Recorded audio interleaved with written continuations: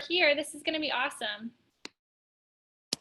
Yeah, and thanks for reminding me to hit record. And so, yeah, and so what do I have here? I have my topics here. Yeah, so how we can do socially distant exercise in accordance to CDC guidance.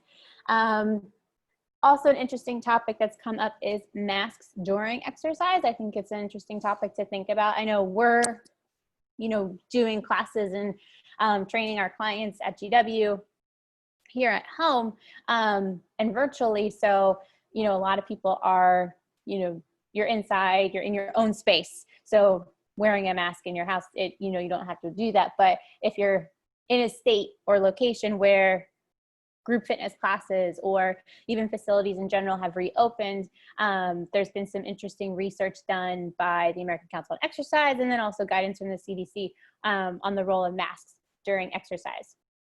And then just some tips and things that I've seen from other fellow instructors who have gone back to teaching in a gym or studio, kind of some tips there if you're in a state that has offered classes and things like that. I know there's still a few states where gyms have not reopened yet or classes are not being offered as of now. So it's just, it's kind of varying across the country, but just some tips that I've seen from friends of mine who are managers and also other instructors who started teaching and things that they've learned along the way and what they've seen with their participants and how their participants are feeling. And then some virtual communities and why they're helpful. And then also some tips to kind of connect with us as the team here at Learner Health and Wellness Center. I think, having that sense of community when we are all spread out across the country is super important for not only just our kind of motivation and support when it comes to our fitness goals, but also just that overall, well-being and mental health overall. It's really stressful times and, that importance of connection. We may be physically distant, but we want to be socially, together in a sense. So that's where we kind of reframe some of the topics for today. And I've got the chat box open, so you are more than welcome to type in your questions if you want to hop off mute to ask your question. Definitely. This is definitely more kind of a discussion rather than me trying to do slides or anything like that. I really wanted to kind of have this be a dialogue for everybody. So yeah, if there's any like specific topics that you are keen to learn more about, and we can talk about those in a little bit more detail, definitely you can put it in the chat box, hop off mute, whatever you feel comfortable with. So yeah, all right, good stuff. I know I just gave a very long introduction for that, but I've been thinking about how to discuss this topic in a lot of different ways. So yeah, I think with socially distant exercise, we've seen a lot of different facilities try an outdoor option. So there's a couple of studios here in DC that have done that, where they will reserve a field and get everyone spaced out for when they run their classes. And it's I haven't partaken in any of it, but it seems to have been going pretty successfully for those studios that have done it as a way to still create community in their classes, but they just do it in an outdoor setting. Here in DC, we're really lucky where we've got lots of trails and parks and things that offer biking, running, walking to be able to get your outdoor activity in. And still be socially distant from others. And that's the big thing, is being socially distant. Some states, especially when you're in a facility, it can be 10 feet or 6 feet, depending on where you are. But that range, as studies have shown, the further apart you are, the risk of particles and everything like that and droplets getting into the air close to you goes down the further apart you are. And also just adhering to CDC guidance on, public gatherings. And every state is in a different phase, more or less, based on their respective, for lack of a better term, experience or status where they are right now with the pandemic. So it's kind of listening to what your state says when it comes to the size of public gatherings. So I know I'm following not only here in DC, but also where my family is in Philadelphia. And right now it's kind of two different things when it comes to how many people you can have together. Like in Pennsylvania, particularly in Philadelphia, gyms aren't open yet. So that's just an example of kind of how things differ. So really listening to what your, not only your state officials say, but even down to it's, here in DC, we're the district. So we've got, our mayor and the DC Department of Public Health. But when I look in the case of Philadelphia, I'll probably cite it a lot just because it's what I know,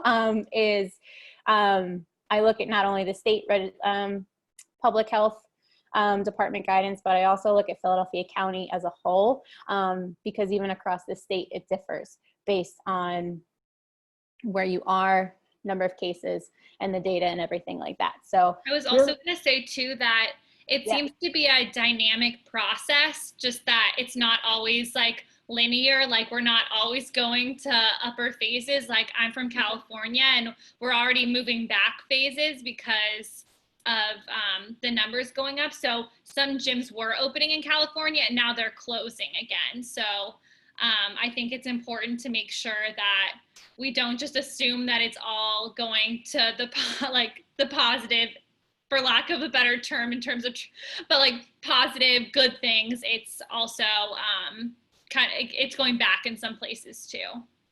Yeah, that's a really good point. Yeah, really seeing the progress of what phases are happening in every single state. And yeah, like California is an instance where closures have been rolling back into effect, I should say. That's how I'll phrase it. And so, yeah, really just kind of staying tuned with what your local officials are saying. And based on, I know with how other gyms that I teach with have also been looking, they, are also continuously monitoring what, public health officials are saying too. And, Mal and the team and the management at Learner are doing the same thing when it's following what the district is saying, when it comes to what can be, status public gatherings, what can be open, things like that. So definitely gyms are also looking at this, consistently and always checking in, because I feel like in the times we're living in, the news changes every minute and, all the numbers change all the time. So it's really, they're all staying on top of it together. So, yeah, and listening to, what the CDC is putting out when it comes to that guidance. And so I'll kind of shift gears into the discussion on masks during exercise. Sorry, I have some of my notes up on another screen here. And so kind of the impact of wearing a mask if you're going into a facility, if you're outside during exercise. I know I haven't been into a facility since the gyms have closed. And that was back around like spring break time. So I haven't been in a facility in what month are we on? 5, I think. It's been a while. But I've been following and seeing, what research has been going on and things like that. But, like if I'm outside walking, I'll be wearing my mask. When I ride a bike, I'm also wearing my mask, face covering and things like that. I see a lot of runners doing it too. And there's discussion on the impact of wearing a mask during exercise. When it's a lower intensity kind of exercise, such as a walk, or if you're in a group setting, such as a yoga or Pilates style class, you don't feel the effects as much, say, compared to a higher intensity activity, such as cardio. American Council on Exercise is currently working on a study related to examining these effects a little bit more. They've started with an initial pilot and looking at 3 different types of intensities, including lower intensity, strength and circuit training, and then also higher intensity training. And they are just kind of looking at the overall effects. They did notice that heart rates do increase more when you are wearing a mask, because your body is working harder while you're wearing the mask to get oxygen into the muscles. So that was one thing they did notice. So kind of the big takeaways from their research, and there's an interesting blog on there that 2 of the research partners have co-authored on the topic, is really listening to your body and how you feel. And if you're in a space where you're able to socially distance and briefly take it off to get, you know, that little bit of a break if you need it, to do so and really listen. They also recommended hydration, definitely before the activity that you're going to do. So I know one thing I'll try and do before I go for a walk is making sure that I've consumed water before I go outside. And that I find, you know, is helpful when wearing the mask.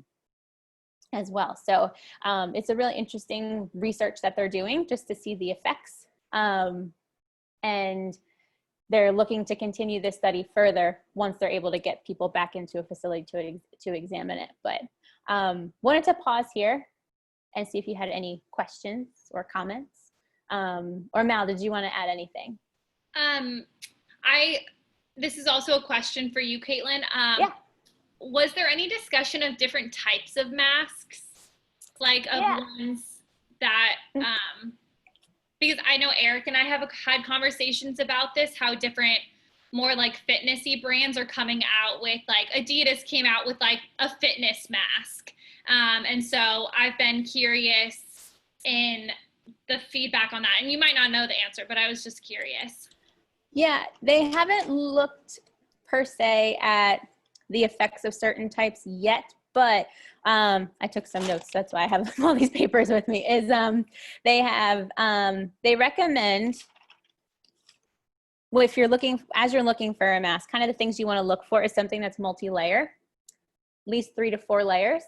If it comes with 2, you can sometimes add in a layer or filter into the mask. And the reason why is it's going to help draw in the moisture better. And there's even some performance brands that are trying to get like a wicking material for the mask, which seems really interesting how they want to do it. There's ones that have adjustable ear loops in multiple sizes. And then also for looking at antimicrobial materials in the mask as well. They did recommend, American Council on Exercise, something that is breathable and comfortable, but also durable and reusable. They even recommended, if you're going into a facility, to bring at least 2 masks with you. Because if you're sweating and you're getting a lot of droplets on the mask, it'll you'll want to replace it and refresh it to keep it as you know, to prevent any further droplets from getting out of the mask, especially if you're a person that sweats a lot during a class. I've seen kind of in different instructor groups that I'm in, I've seen people say that they'll bring like 3 masks, and that's as they're teaching, because they're talking and sweating and doing all that kind of stuff. But it is helpful. They did recommend to bring multiple masks if you're going into the facility or doing a longer session. I have a question. Yeah. Do you have the link to the study that you were talking about? I would like to read it. Yeah, most definitely. I'll put it in the chat for everybody. Thank you. So that way you can take it with you. But yeah, it's a really cool study. They did a webinar on it as well.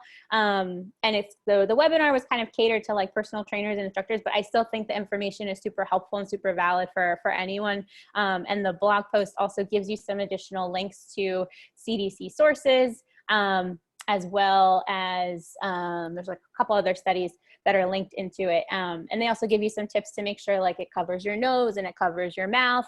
And then to also be mindful. I know sometimes this happens to me. If I like start to feel it like go down my face a little bit, I have to be like trying to like use my arm to help it get back up. And so that was me this morning on my walk. And I was like, no, I'm trying to not touch my face. So they give you some guidance on kind of, I don't want to say etiquette, but like mask etiquette more or less. But yeah, it's really helpful. And I will definitely share it with everybody. I'll put it in the chat as a link so that way you can take it with you. And it's they hope to get back into the lab soon to keep looking at the effects of wearing the mask during exercise.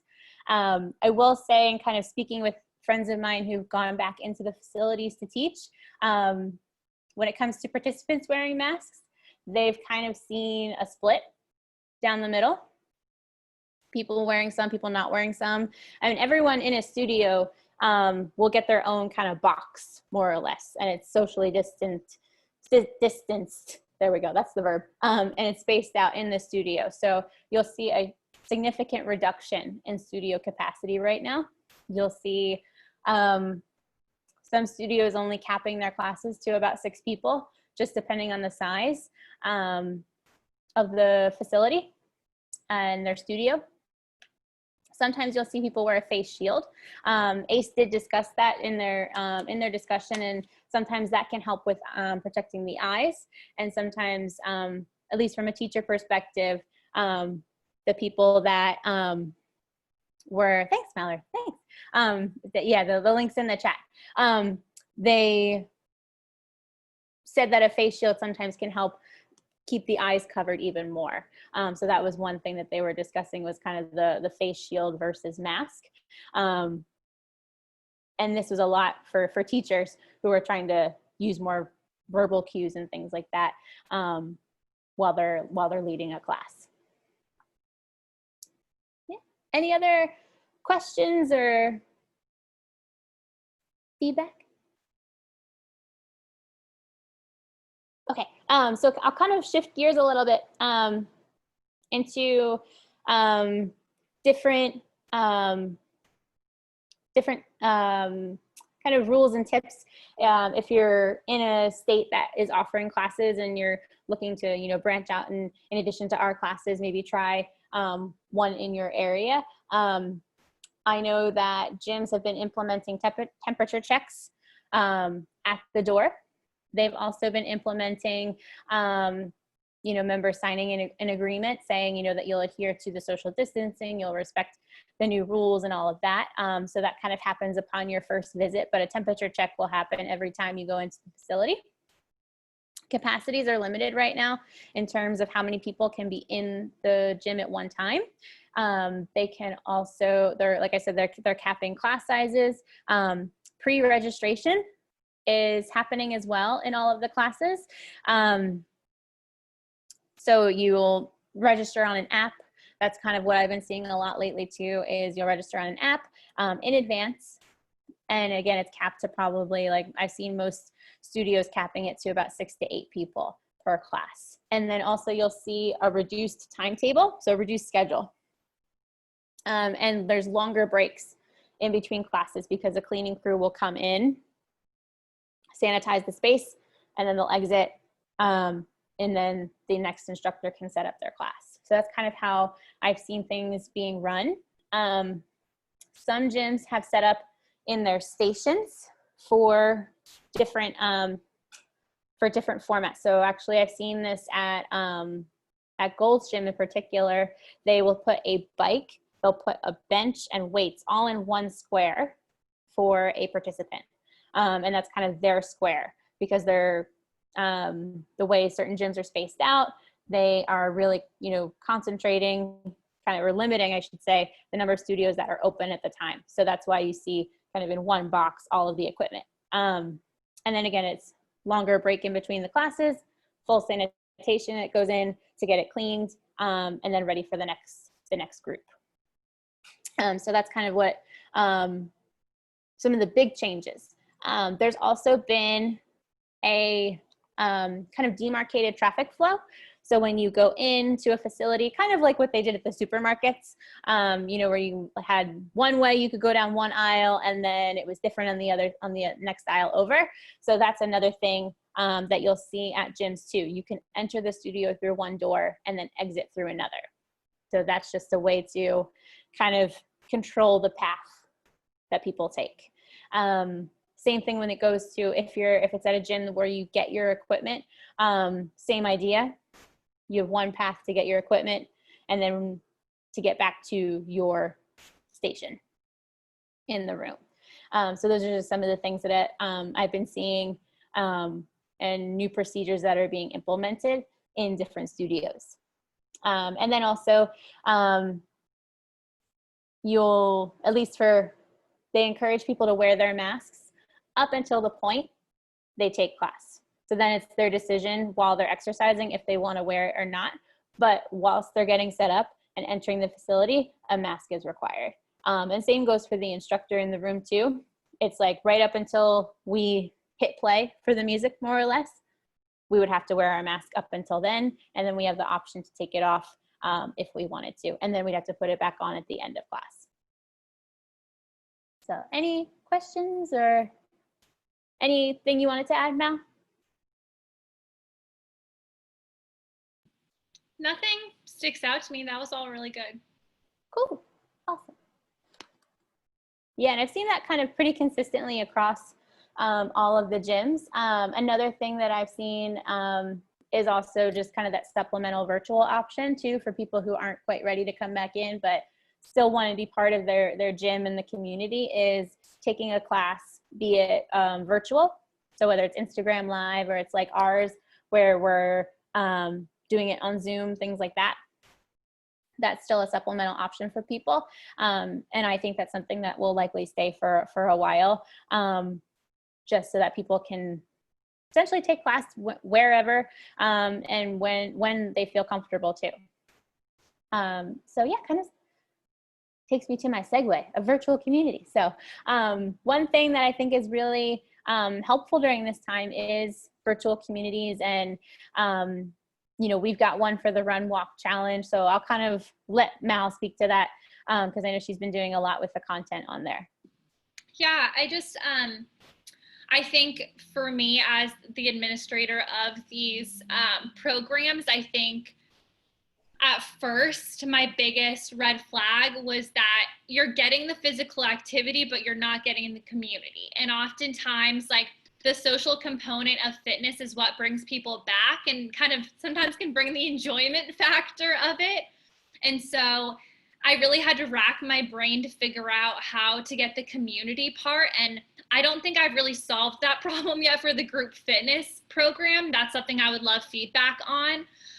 But in terms of the Run Walk Challenge, the feedback I got from the first one was that people loved it, but they didn't get the connection. There was no connection with other participants. So I used Mighty Networks, which is essentially now a competitor of Facebook groups. So it's a group platform where people can post things, comment.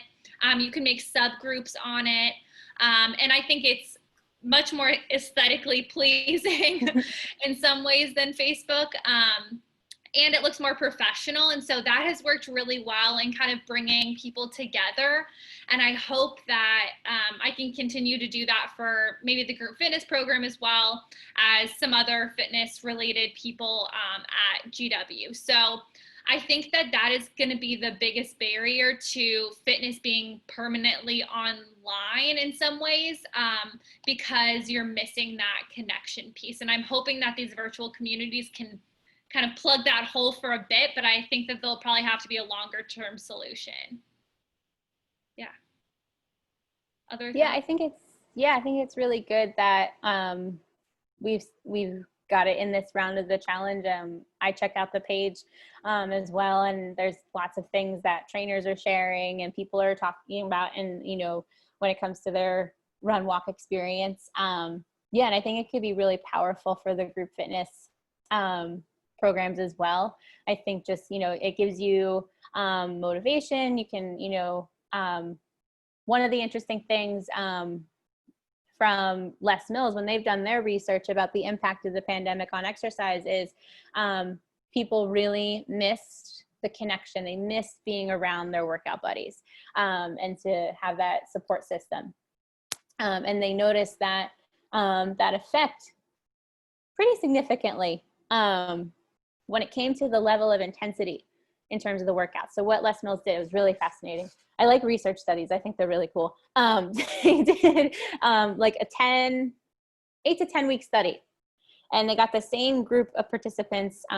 Many of them were in the fitness industry already, whether they were trainers or instructors, but they were also regular participants in other classes too. So that was kind of their base of the study. And what they did was they took a weekly survey, and they kind of assessed what their intensity was, how they felt, other factors that they were feeling in terms of stress, you know, how their nutrition was, how their sleep was. They looked at all of those different aspects of kind of what I call, if you ever hear me give my discussion about the wellness wheel, where it talks about fitness, nutrition, stress management, hydration, and there's one more part of it: fitness, nutrition, hydration, sleep, and stress management. There we go. There's the 5. And so it looks at all of those things in each week of the survey. And when it came to fitness, there was a reduction in strength training, which was kind of expected because people didn't have access to all the equipment. But what they did notice was some of the intensity that they might have done in a group fitness class wasn't there when they were working out on their own at home. So that even if they were using something like Les Mills On Demand, or they were, as an instructor, if I, do my own release at home, what they noticed was that the intensity or duration, or not, the intensity and the duration changed, opting for shorter workouts, some of them not as intense, just because of that energy is different. You're in a room by yourself generally when you're doing these at-home workouts, so they didn't feel that same experience. So that was an interesting look at what the study showed. And so I think reinforcing that sense of community will be a really powerful thing going forward, as I foresee live streaming classes will be here to stay. But yeah, it was a really cool study that they did, because they looked at, and they kind of timed it with the reopenings in several states. So it was kind of like end of March to like end of May, early June that they did this study. And it was interesting results to see changes in exercise habits, impact of sleep, types of stress they were experiencing, and things like that too. So definitely reinforcing the power of group fitness and the power of community when it comes to wellness and exercise. And then my last kind of topic or bullet point is, and we've kind of been talking about like the why community is essential. Some of the things, we would recommend is, definitely connecting with your instructors and trainers here at the gym. We're here to support you. Even though we're not there in the gym with you, we are here to support you.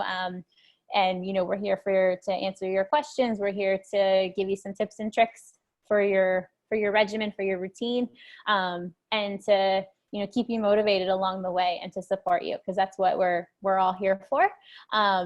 You can connect with us on, like I said, on Instagram. You can add your comments and feedback to the chat. That's something I'll say in all of the classes that I teach during the week is, leave a comment on the chat, share your feedback, share how you're feeling, because that helps when we think about planning the classes, because the classes are for you. They're, not our workouts as instructors, they're your classes. They're there for your benefit. And the reason we do it is for you. So, because we love you guys, because you guys are awesome. So yeah, so definitely like leave us those messages in the chat.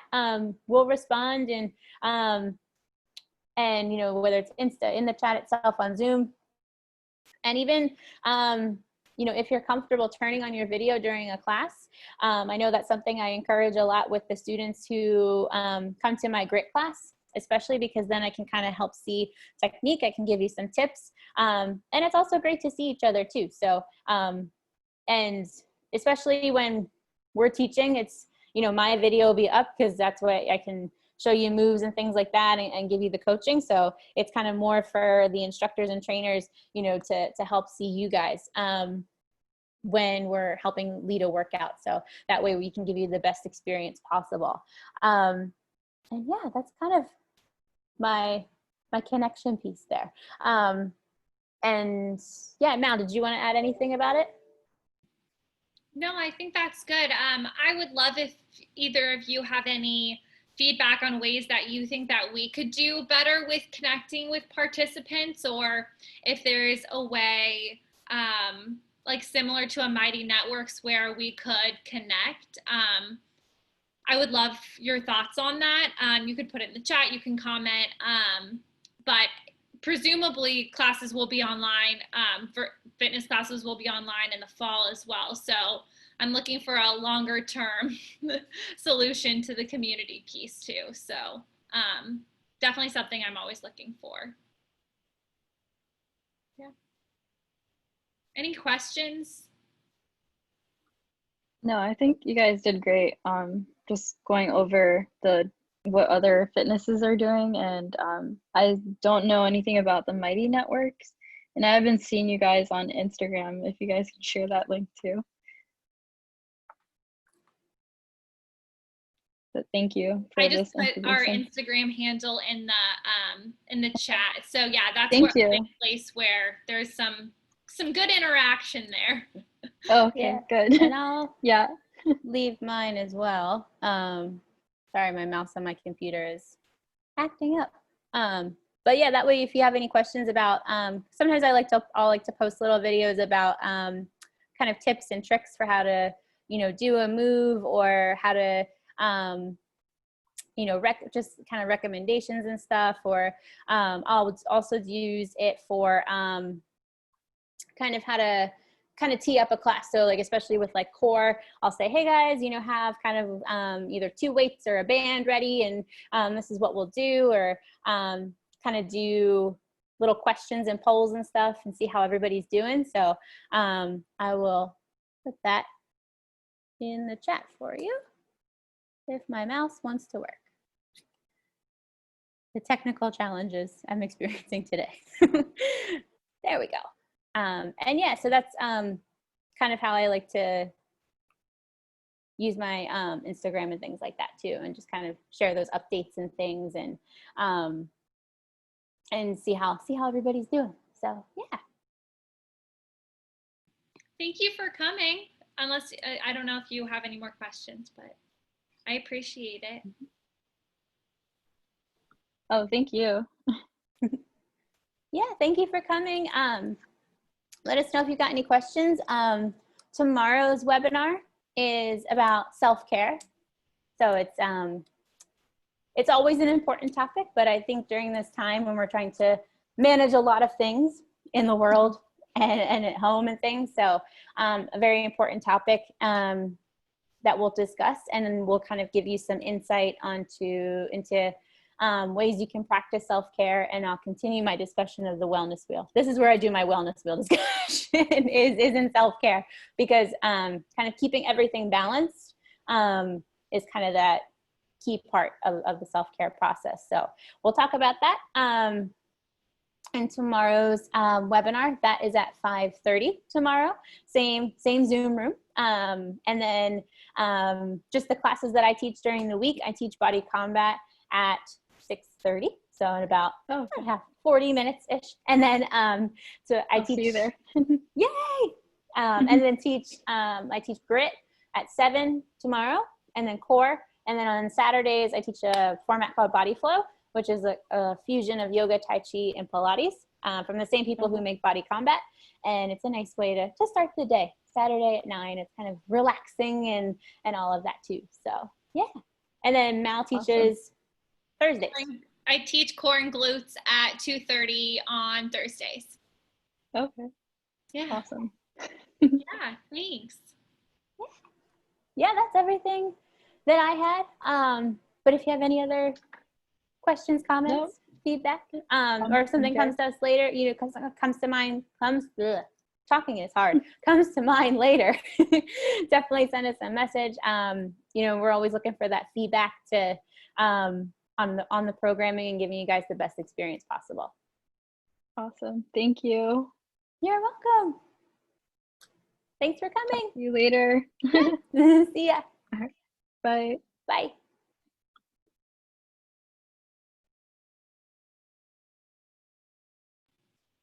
Woo! Woo! All right, you can stop recording. Yeah. Yeah. There we go. Wait, still recording.